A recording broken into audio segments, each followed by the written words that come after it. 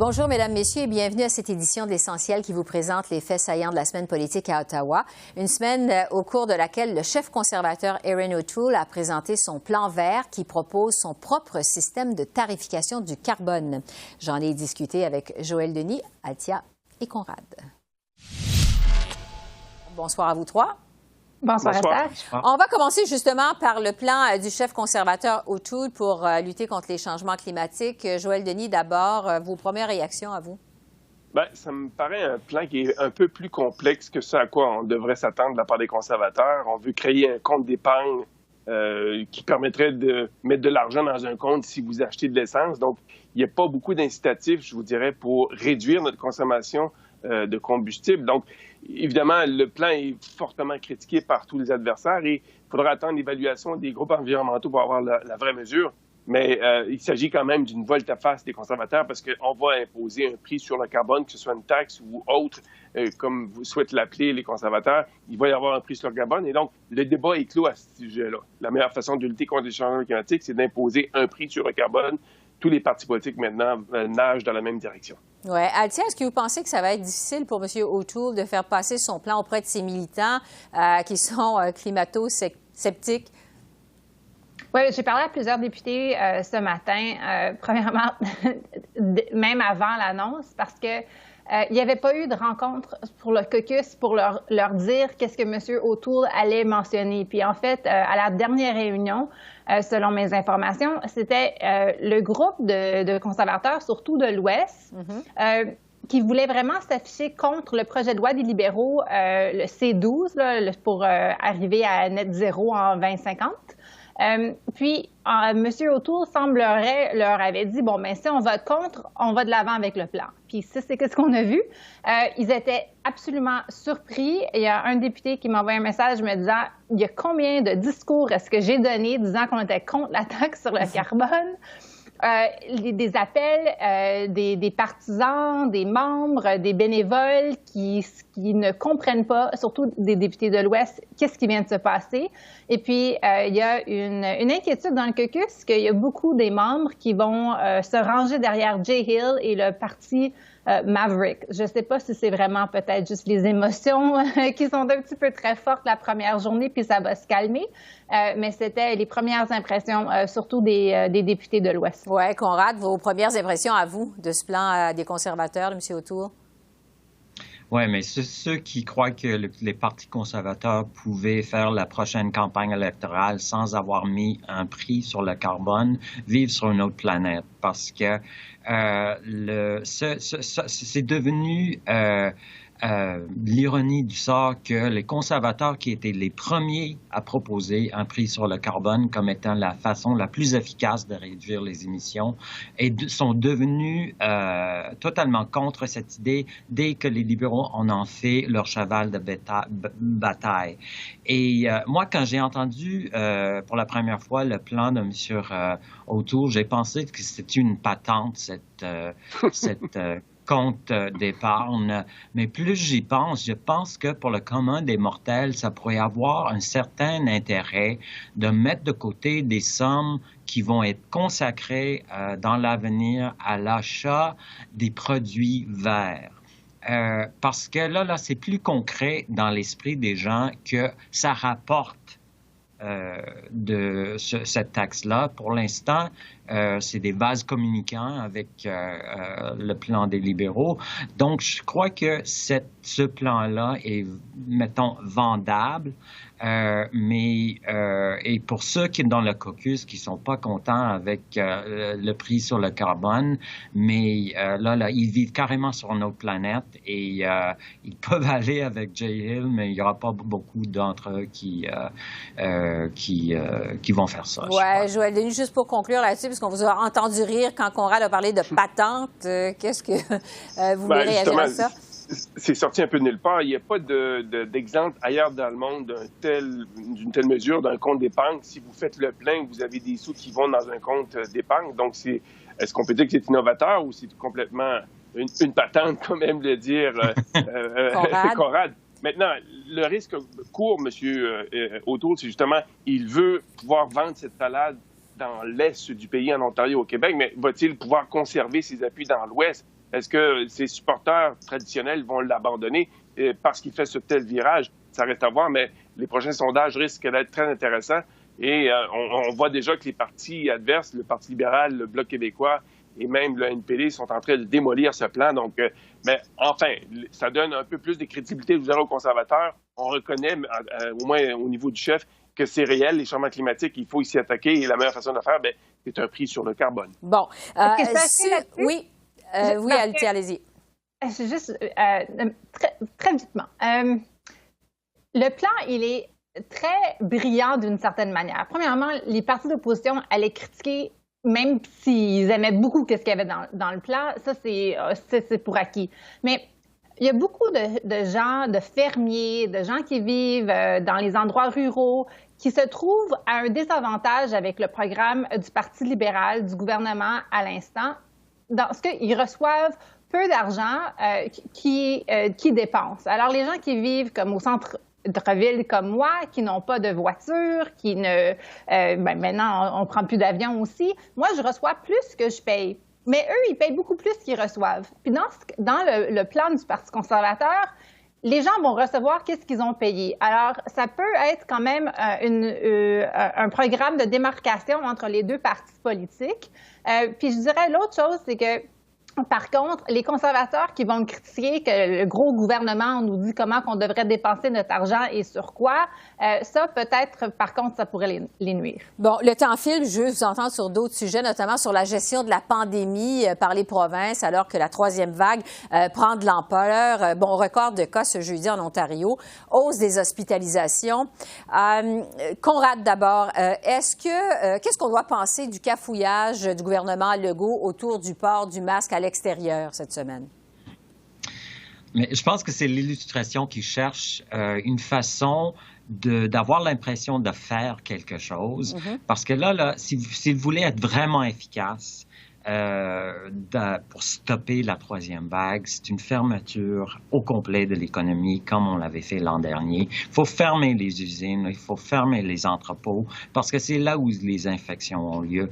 Donc, cette idée de réimposer le couvre-feu à 8 heures, et l'idée d'imposer le port du masque dans plus d'endroits, y compris à l'extérieur, c'est un travail à la marge. Là, ça travaille à la marge, mais ça va pas au bout du problème, mais ça commence à sérieusement agacer les gens qui trouvent que le gouvernement en met un peu trop, mais c'est précisément parce que il y a des pressions qui proviennent du domaine de la santé et des autres domaines qui sont plus préoccupés par cette pandémie pour que le gouvernement fasse quelque chose. La pression est très forte, mais le gouvernement ne va pas aller aussi loin que ces gens-là veulent qu'il aille. Donc, c'est ça.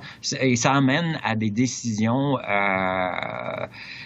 pas très brillantes comme celle sur le port du masque pour jouer au tennis. À l'extérieur, oui. Joël Denis, oui. Je vous dirais, ça devrait peut-être forcer le gouvernement à revoir sa stratégie de vaccination.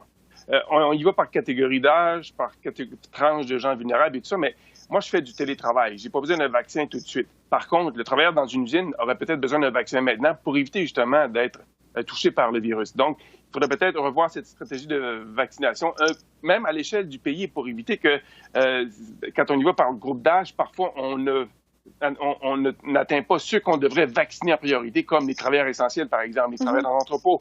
Et je pense que ça fait partie de la solution. Le masque à l'extérieur, ça, je pense que c'était un peu farfelu comme solution. D'ailleurs, M. Legault s'en est aperçu. On a reculé. C'était impossible de jouer au tennis sans porter un masque.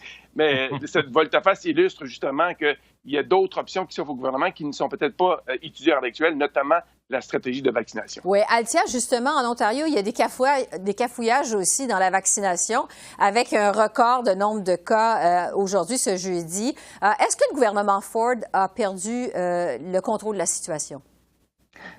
Je pense que vous auriez pu me demander la même question la semaine dernière ou même la semaine avant. Il semble qu'ils n'ont pas contrôle de la situation, je dirais.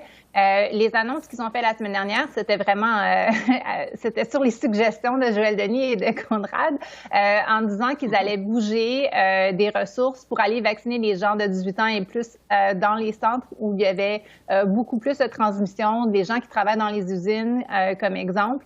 Ça n'a pas vraiment fonctionné comme il l'aurait voulu. Puis maintenant, il y a un gros problème qu'il y a pas assez de vaccins pour la demande. Puis il y a un autre problème en plus, c'est tout le débat autour des vaccins AstraZeneca. Il y a beaucoup de gens qui peuvent avoir des rendez-vous, mais qui ne veulent pas prendre de rendez-vous parce qu'ils ont trop peur des conséquences néfastes.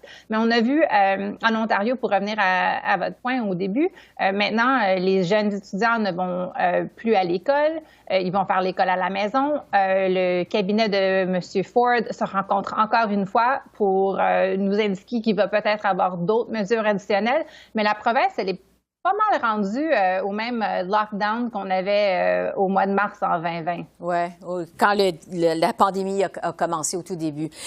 Exact. Bon, la pandémie qui va probablement, très certainement être au cœur du budget qui va être présenté lundi par la ministre Chrysler Freeland. Évidemment, il y a énormément d'attentes sur ce budget-là. Il faut dire que ça fait quand même 2 ans qu'on n'a pas eu de budget au Canada.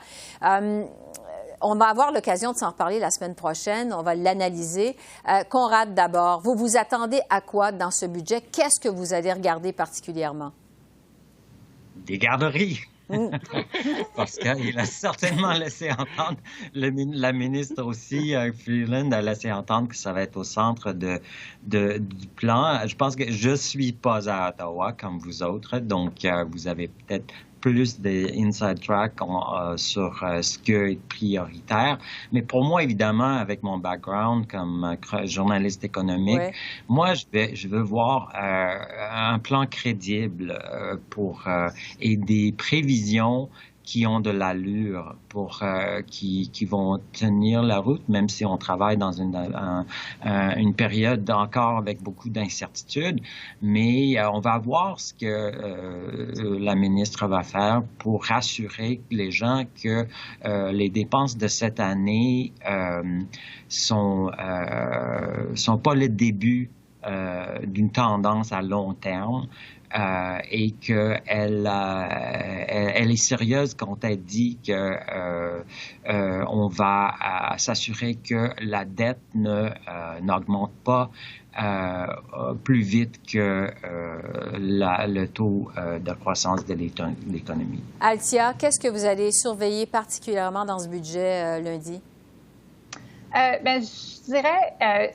J'aimerais savoir si les programmes qui vont annoncer, comme les garderies, donc on en a mentionné, si ça va être des gros programmes qui vont durer pendant la prochaine décennie, ou si on regarde vraiment dans le 70 à 100 milliards de dollars que Mme Freeland avait indiqué qu'elle était prête à dépenser comme stimulus au mois de novembre, si on va voir des programmes de courte durée.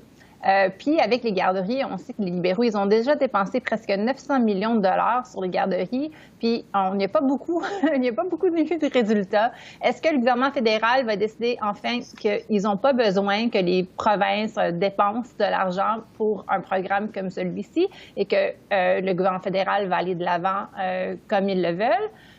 L'autre chose, je dirais, on nous indique peut-être que c'est un très, très gros budget. Des rumeurs, une personne m'a dit qu'il est 700 pages, même qu'il y avait des décisions qu'on prenait cette semaine sur le contenu du budget. Il y a plein de choses. C'est un gros budget. C'est le premier budget de Mme Freeland aussi, une femme qui a des autres ambitions. Alors, on va avoir beaucoup de choses à parler la semaine prochaine. Oui, la semaine prochaine. Joël Denis, en quelques secondes, le mot de la fin sur ce budget de lundi. Comme Conrad et Althia, je vais surveiller un mot, garderie. On me dit qu'il va y avoir de gros dollars qui vont être investis dans ce réseau. Au Québec, ça coûte environ 3 milliards de dollars par année. Si on exporte ce programme-là à l'échelle du pays, ça veut dire que le fédéral devrait investir au tout près de 15 milliards de dollars par année pour arriver à créer une structure semblable. Ça veut dire aussi que des gros dollars vont aussi aboutir dans les coffres du gouvernement du Québec parce qu'il y aura un transfert, il existe déjà un programme au Québec Donc, il y aura un ministre en particulier qui va surveiller ça de très près au Québec lundi. C'est le ministre des Finances du Québec qui pourrait peut-être recevoir des chèques d'Ottawa parce que le programme existe déjà au Québec. Joël Denis, Altia Conrad, merci beaucoup. On se retrouve donc jeudi prochain pour, entre autres, analyser ce budget qui est très attendu. D'ici là, portez-vous bien. Merci. À vous aussi. Merci, bon week-end. Bye-bye. Ailleurs dans l'actualité, l'Université Laurentienne en Ontario a éliminé 69 programmes, dont 28 en français, en plus d'abolir plus de 100 postes de professeurs. L'institution est au bord de la faillite et le gouvernement fédéral se dit prêt à lui venir en aide financièrement. J'ai fait le point avec la ministre responsable des langues officielles, Mélanie Joly. Bonjour, Madame la ministre. Bonjour, comment allez-vous? Ça va bien, merci. Merci d'être avec nous. La Laurentienne, c'est la deuxième université bilingue de l'Ontario, après l'Université d'Ottawa. En fait, je vous demanderais d'abord, quelle a été votre première réaction en apprenant qu'il y avait autant de programmes, dont plusieurs en français, qui ont été carrément abolis à l'Université Laurentienne? Bien, en fait, j'ai été sous le choc. On ne s'attendait pas à des coupures de la sorte et certainement pas qu'on se retrouve avec des professeurs qui perdent leur boulot en pleine session et que des étudiants se retrouvent le bec à l'eau. Donc, notre objectif depuis le début, c'est de faire en sorte qu'on puisse avoir une institution forte pour les francophones dans le nord de l'Ontario. Et là, clairement, ce qui se passe, c'est vraiment... C'est tragique pour les droits linguistiques et pour la communauté franco-ontarienne dans le nord de l'Ontario. Alors, en ce sens-là, c'est pour ça que, comme gouvernement fédéral, on doit agir et on est en mode solution. Bon, votre gouvernement l'a déjà dit cette semaine, vous êtes prêt à étudier des possibilités d'aide financière pour assurer, en fait, la pérennité de l'institution. Oui. Mais on sait que l'éducation postsecondaire, c'est de compétence provinciale. Ça vous prend donc des demandes expresses du gouvernement de l'Ontario avant d'agir. Est-ce que vous avez eu des discussions jusqu'à maintenant avec le gouvernement de Doug Ford? Il y a quelques semaines, j'ai contacté en fait le ministre de l'Éducation et également la ministre des Affaires francophones en Ontario. J'avais l'occasion de leur parler de la fameuse réforme sur la loi sur les langues officielles et au même moment, je leur ai parlé de la question de l'Université Laurentienne parce que j'étais préoccupée du sort de l'université alors même que le tout était devant les tribunaux. Ils m'ont à ce moment-là mentionné que les procédures devant les tribunaux se poursuivaient. Et je leur ai dit, écoutez, si vous êtes en mode solution, moi je le suis et ça va me faire plaisir de trouver des façons que le gouvernement fédéral en puisse soutenir le tout. Je pense qu'il y a différents scénarios qui sont sur la table, mais c'est certainement au gouvernement de l'Ontario à jouer son rôle pour organiser la communauté, trouver des solutions et être en mesure d'offrir une charge de cours intéressante à la population estudiantine et certainement aussi de ne pas perdre l'expertise qui a été développée à l'Université Laurentienne au cours des décennies dans le domaine. Mais depuis qu'on a annoncé l'abolition des programmes, de plusieurs programmes et les mises à pied, est-ce que vous avez eu des discussions de possible aide financière du fédéral avec le gouvernement de l'Ontario? J'ai fait parvenir une lettre encore hier à ma collègue et j'espère être en mesure de lui parler aujourd'hui. Mon bureau et le sien sont en contact. Alors, l'objectif, c'est justement qu'on puisse travailler ensemble. Bon. Vous savez, c'est pas la première fois qu'on travaille ensemble. Caroline Mulroney et moi, on a eu l'occasion, après plusieurs mois de négociations, d'en arriver à une conclusion lors de, finalement, le dossier... De régler le dossier de l'Université franco-ontarienne.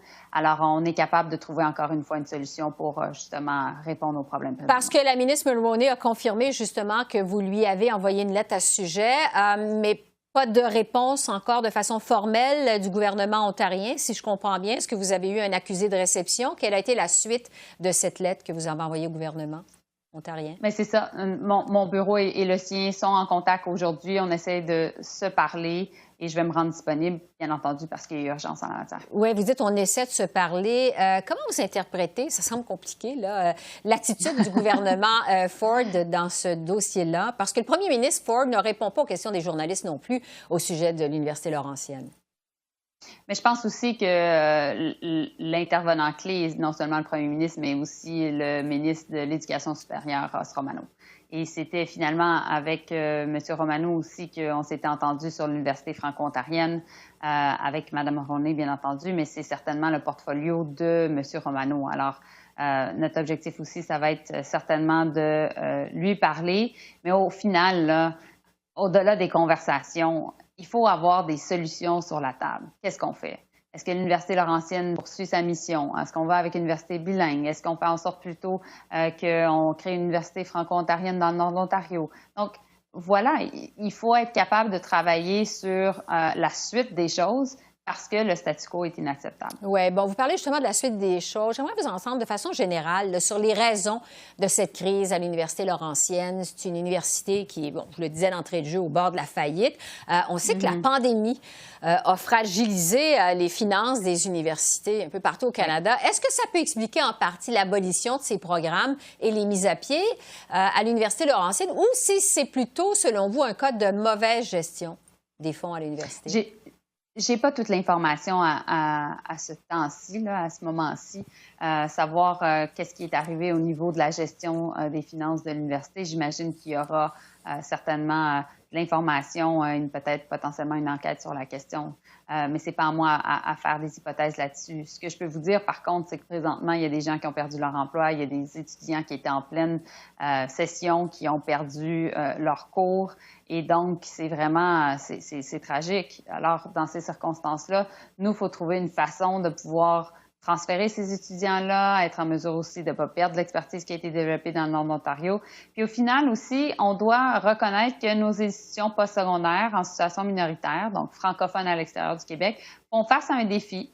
Un défi parce que, justement, vous parliez de la pandémie, il n'y a pas d'étudiants universitaires internationaux qui sont dans nos écoles présentement, ce qui est normalement une source de revenus importante pour nos universités, mais aussi qu'elles font face à des défis qui leur sont propres, étant donné leur statut minoritaire. C'est pour ça que dans le document de réforme que j'ai soumis maintenant il y a 2 mois, l'objectif, c'est de reconnaître que le gouvernement fédéral doit jouer un rôle plus important, prépondérant, pour soutenir ces institutions-là qui sont clés à la vitalité de nos communautés minoritaires. Pour revenir sur le cas plus précis de l'Université Laurentienne, parmi les solutions qui sont envisagées, il y a que l'Université de Sudbury récupère les programmes qui ont été abolis à l'Université Laurentienne. Donc, on transfère ces programmes-là à l'Université de Sudbury. Qu'est-ce que vous en pensez de votre côté? Est-ce que c'est une bonne idée? Bien, moi, je pense qu'il faut être en mode solution. Il faut être capable de trouver une façon que les gens qui étudiaient par exemple, pour devenir sage-femme à l'Université Laurentienne, alors que c'est le seul programme offert en français à l'extérieur du Québec et que ce programme-là est clé pour même le fait d'offrir des services médicaux dans le Grand Nord canadien, il faut trouver une façon que ces personnes-là puissent continuer leur éducation. Qu'on ne les fasse pas traîner entre-temps avec un demi-diplôme, alors qu'elles pourraient participer certainement aux efforts sanitaires au pays, là. Ouais. Donc, c'est un exemple, mais il y en a plusieurs autres. Et justement, dans ces circonstances-là, on doit être capable d'être en mesure d'accommoder plusieurs personnes qui se retrouvent dans cette situation-là. Il y a quand même des centaines d'étudiants qui se retrouvent dans cette situation-là. Il faut être également capable de payer les salaires des professeurs qui doivent continuer à offrir ces cours-là. Oui. Et entre-temps, évidemment, on comprend que les pourparlers entre le fédéral et le gouvernement de l'Ontario sont vraiment embryonnaires à ce stade-ci. Mélanie Joly, ministre fédérale responsable des langues officielles. Merci beaucoup. Ça m'a fait grand plaisir. Passez une bonne journée, Esther. À vous aussi. Au revoir.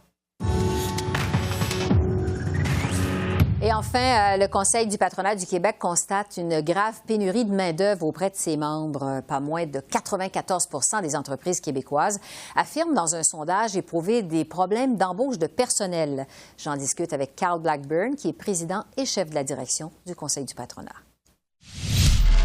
Bonjour, M. Blackburn. Bonjour. Bon, le constat quand même que vous faites semble, je dirais, assez surprenant à prime abord, en pleine pandémie, alors qu'il y a des pans de l'économie complète qui sont sur pause. Juste pour être bien clair, est-ce qu'on manque de main-d'œuvre actuellement au Québec ou on prévoit manquer de main-d'œuvre quand on va se sortir de la pandémie?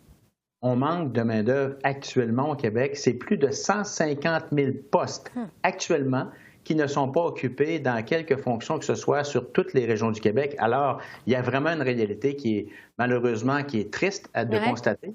Et la situation, elle est pire qu'est-ce qu'elle était avant le début de la COVID. Donc, vous voyez qu'il y a quand même une réalité économique qui est extrêmement importante actuellement. Dans quel secteur il y a des pénuries de main-d'œuvre au Québec? Tous les secteurs, et on parle d'emplois spécialisés ou d'emplois non spécialisés. Dans le coup de sonde que nous avons fait auprès de nos membres, ce qui est intéressant de constater, souvent on peut associer la pénurie de main-d'œuvre ou l'immigration du travail un peu plus agricole ou un peu moins spécialisé. Alors, force est de constater que les données que nous ont données nos employeurs démontrent très clairement qu'il y a un besoin d'emplois spécialisés qui ne sont pas occupés. Et dans ce sens-là, que ce soit des emplois technologiques, des emplois de robotique, des emplois de numérisation, ça vient faire en sorte que malheureusement, le constat est implacable. Et vous avez raison, dans le sondage que nous avons réalisé, 94 des employeurs ont un enjeu de main-d'œuvre. Et ce 94 des employeurs-là fait en sorte que plus de 50 des entreprises ont déjà refusé des contrats parce que malheureusement, ils n'ont pas la main-d'œuvre nécessaire. C'est incroyable quand même parce que de voir qu'en pleine pandémie, il y a une pénurie de main-d'œuvre au Québec, alors qu'on avait peur à l'inverse de l'augmentation du chômage. On sait que le taux de chômage au mois de mars au Québec était très bas, 6,4 pour le Canada, c'était 7,5 Donc vraiment au Québec, on l'a senti, le taux de chômage était pas mal plus bas qu'ailleurs au Canada. Est-ce qu'on peut quand même, Carl Blackburn, parler, je dirais pas d'une bonne nouvelle, mais disons d'un beau problème dans les circonstances? Bien, c'est pas une bonne nouvelle, au contraire, parce que malheureusement, ça va freiner la relance économique des entreprises du Québec. Et la pénurie de main-d'œuvre n'est pas associée seulement à des développements d'entreprises, elle est beaucoup associée à la courbe démographique. Juste avant la pandémie, le ministère de l'Économie avait fait une étude importante qui démontrait que nous avions des besoins de 1 400 000 travailleurs d'ici 2026, simplement pour pallier au départ à la retraite. Alors, cette capacité pour le Québec de remplacer les travailleurs qui allaient prendre une retraite bien méritée pouvait s'occuper d'une certaine façon avec des étudiants qui sont à l'école actuellement, avec des gens qui sont un peu plus éloignés du marché du travail naturellement, mais également avec l'immigration. Donc, ça aurait pris 64 000 immigrants par année, ne serait-ce que pour pallier à la pénurie de main-d'œuvre en lien avec les départs à la retraite. En 2019, malheureusement, c'est seulement 44 000 immigrants qui sont arrivés au Québec. En 2020, 30 000. En 2021, la situation est encore plus catastrophique. Donc, l'écart s'agrandit, s'élargit. Et dans ce sens-là, c'est clair que si on n'arrive pas à remplacer les gens qui vont partir à la retraite, imaginez-vous comment on peut arriver à remplacer ou à créer des nouveaux emplois avec des investissements technologiques de développement et de croissance. Alors, c'est vraiment un problème extrêmement important actuellement pour la relance économique du Québec. C'est urgent comme problème. Et on peut se poser la question aussi, alors qu'on est en pénurie de main-d'œuvre maintenant, comment ça va être quand on va être sorti de la pandémie? Est-ce que ça vous inquiète aussi? Vous avez raison. Vous avez raison, et je pense que dans chaque crise, il y a des opportunités. Dans celle-ci, il y a une opportunité pour le Québec de sortir des sentiers battus, de sortir des carcans habituels entre le fédéral et le provincial, qui est responsable de quoi, et de prioriser une relance sécuritaire et durable, une relance économique en favorisant le rehaussement de compétences, la formation pour les employés, mais également de rehausser les seuils de l'immigration. Donc, le message est lancé, Carl Blackburn. Un mot en terminant avant de vous laisser aller sur la vaccination, parce qu'on sait que les entreprises vont être mises à contribution au Québec à partir du mois de mai. Comment ça va se passer? Qu'est-ce qu'on sait jusqu'à maintenant sur la vaccination de l'entreprise? On est extrêmement heureux de d'abord la réception du ministre Dubé à l'appel qu'avaient lancé les employeurs en voulant participer à l'effort de vaccination. La semaine dernière, le gouvernement du Québec a annoncé 13 hubs ou 13 endroits répartis à travers plusieurs régions du Québec où des entreprises vont contribuer soit avec leur personnel médical, soit avec leur équipement, soit avec leur espace mobilier pour faire en sorte que les gens dans la région, les employés, les fournisseurs de ces entreprises puissent se faire vacciner. On parle d'un effort qui nécessite environ entre 250 000 et 500 000 citoyens québécois qui pourraient être ainsi vaccinés grâce à la collaboration des entreprises. Et tout ça se fait bien évidemment en respectant les ordres établis par la santé publique et bien évidemment aux frais des entreprises, à l'exception de la fourniture d'équipements médicaux qui, elles, sont aux frais du gouvernement du Québec. Carl Blackburn, président et chef de la direction du Conseil du patronat du Québec. Merci beaucoup. C'est un plaisir. Au revoir. Au revoir. Alors voilà, ça complète notre revue de la semaine politique à Ottawa. Esther Bégin qui vous remercie d'être à l'antenne de CEPAC, la chaîne d'affaires publiques par câble. Je vous souhaite un excellent week-end. Prenez bien soin de vous. Et je vous retrouve lundi pour l'analyse du budget présenté par la ministre Chrystia Freeland. Au revoir.